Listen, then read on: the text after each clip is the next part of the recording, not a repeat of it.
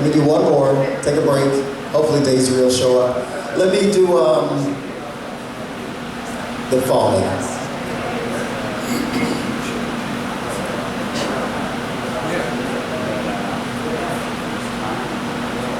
I cried out for help already.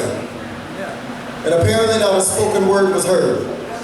All of the signs were there and each of them was well lit. It was quite the sight to see for those predisposed and those who were tuned into it. But maybe, just maybe, if you had tried to listen, that's my bit, none of this shit would have happened at all. They say ostrich heads hit deep in the sand can't avoid or erase the painful landslides that a man's emotions can create. And it's a magnetic sinkhole that's already taken hold of those close enough to be called my friends and those genetically doomed to be called my family, but they tend to lend a special name to this particular brand of insanity. And once the smoke clears, the loudest question to echo after me will be, was this what God had planned? Because I saw the same bright lights that should have led me to more than a 72-point double-space headline and a video gone viral. Those lights lit a one-way path that called louder to me than anyone who ever claimed to love me.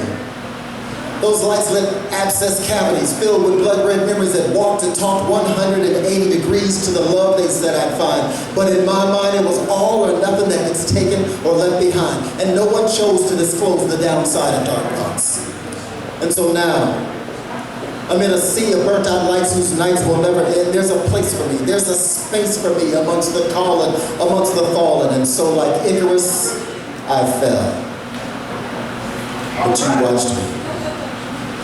You watched me coming up a bright and promising star, but the melanin of this chocolate skin hid those tears that flowed like the sticks, and each devilish deed only managed to plant a seed of regret, and each begat the next brick that built a wall so fucking thick you couldn't go around, you couldn't go over, and you most definitely couldn't go through it, because sometimes sticks and stones, they break more than just bones. Sometimes they break hearts, sometimes they break lives, sometimes they break families and homes.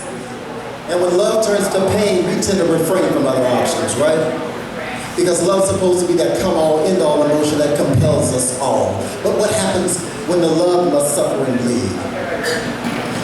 I mean, what if your all was less than the need?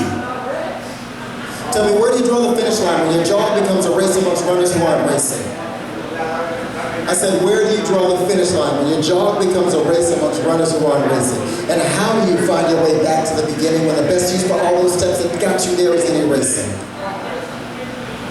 But sometimes we can turn around those weapons on those who attack, and instead of burying the knife, it's a hand that you feel in your back, because both of us know that this can't go on. This shit has got to stop, and so I fell. But maybe it was my tone, because I cried out for help already.